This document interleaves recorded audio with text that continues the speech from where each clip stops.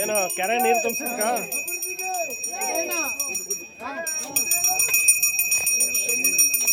ಅಣ್ಣ ಎತ್ಕೊಬಿಡೋಣ ಸೋಮನೆ ರಾಮ ಪೂಜೆ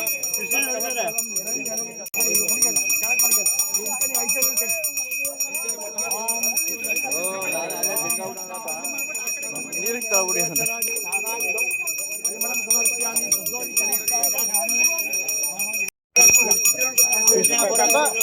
ಬರ್ಬೇಕು ಈ ಕಡೆಗೆ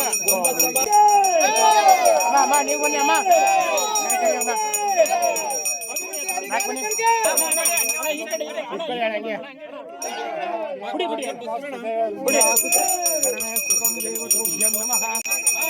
ಈ ಕಡೆ ಮುಖ ಮೊಬೈಲ್ ಸ್ವಲ್ಪ ಹಿಂದೆ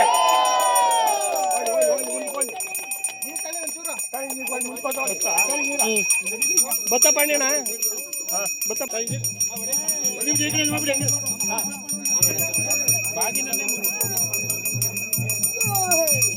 ಅವ್ರು ವಿಡಿಯೋ ಮಾಡ್ಬೇಕು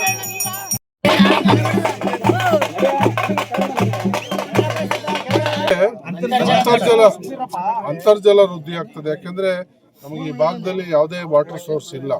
ಬೋರ್ವೆಲ್ಲು ಕೆರೆಗಳನ್ನೇ ನಂಬ್ಕೊಂಡಿರುವಂಥ ರೈತರು.